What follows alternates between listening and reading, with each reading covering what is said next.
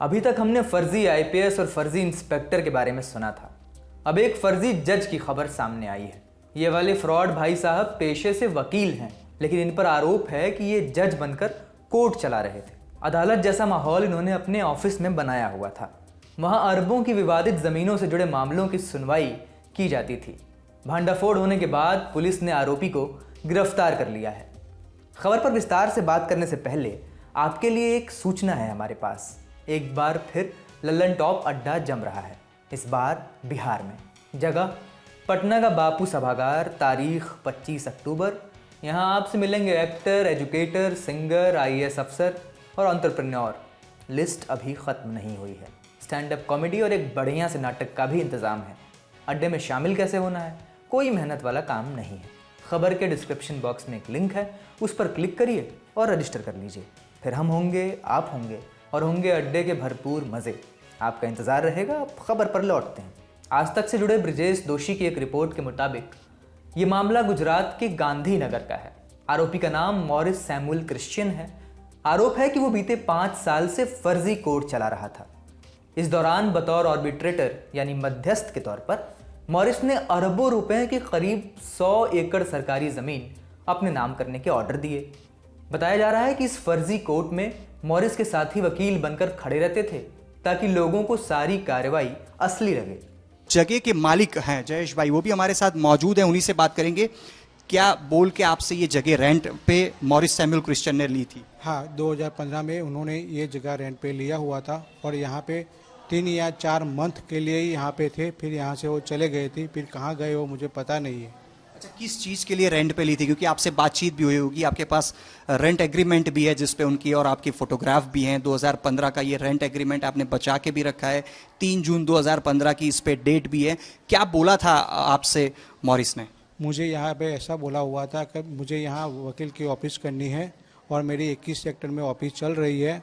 वो जगह मुझे अच्छी नहीं लग रही है। यहाँ पे हवा उजास ज़्यादा है, इसलिए यहाँ पे मुझे ऑफिस करनी है और वकील की ऑफिस करनी है। यहाँ पे 10 या 15 स्टाफ वाले भी थे और यूनिफॉर्म में सब आ रहे थे और यहाँ वकील की ऑफिस चला रहे थे।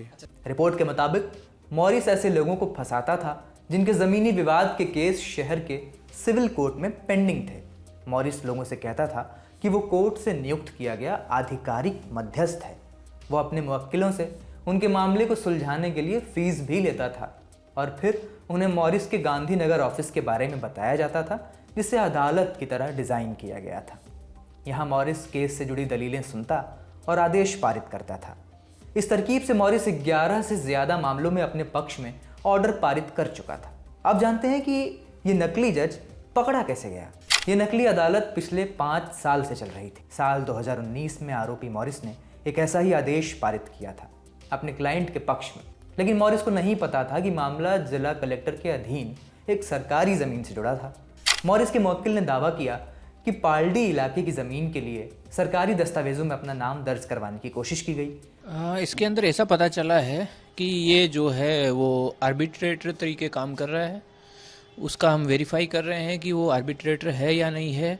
वो खुद को एडवोकेट तरीके भी प्रोजेक्ट कर रहा है, तो वो भी हम वेरीफाई कर रहे हैं।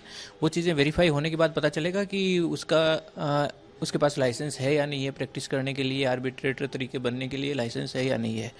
उसने क्या किया है, आर्बिट्रेटर तरीके काम करते हुए उसने जो गवर्नमेंट पक्षकार हो जहाँ एक तरफ और दूसरी तरफ अदर पार्टी हो, ऐसी जो ज़मीनें हैं उनमें कुछ लिटिगेशन या किसी ने कुछ विवाद दाखिल करवा रखा है, तो उसमें उसने खुद ने जो अवार्ड है वो जाहिर कर दिया। अवार्ड के अंदर कि इस पार्टी को इतना दिया जाए, इस पार्टी को इतना दिया जाए, ऐसे करके उसने अवार्ड जाहिर कर दिया है। मॉरिस ने कहा कि उसे सरकार ने मध्यस्थ बनाया है। इसके बाद फर्जी अदालत ने कार्रवाई शुरू की और उसने आदेश अपने क्लाइंट के पक्ष में सुना दिया। रिपोर्ट के मुताबिक आदेश को लागू करने के लिए मॉरिस ने सिविल कोर्ट में अपील की और इसमें वही फर्जी आदेश अटैच किया जो उसने सुनाया था। लेकिन सिविल कोर्ट के रजिस्ट्रार हार्दिक देसाई को मॉरिस की सच्चाई के बारे में पता चल गया। फिर उन्होंने करंज पुलिस स्टेशन में मॉरिस के खिलाफ शिकायत दर्ज करवाई। अब उन्हें गिरफ्तार कर लिया गया है। इस खबर को लिखा था हमारे साथी मनीषा ने। कैमरे के पीछे है राशिद।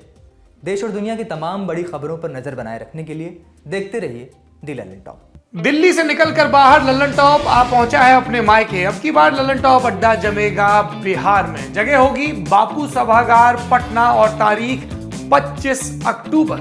अगर आपको भी इस अड्डे का हिस्सा बनना है तो thelallanTop.com पर जाइए, वहां पर मौजूद बैनर पर क्लिक करिए और अपने आप को रजिस्टर करवाइए। लल्लन टॉप बिहार अड्डा प्रेजेंटेड बाय सनराइज मसाले, स्वाद बिहार का, को powered by itel, Bihar tourism and Sudha milk and milk products.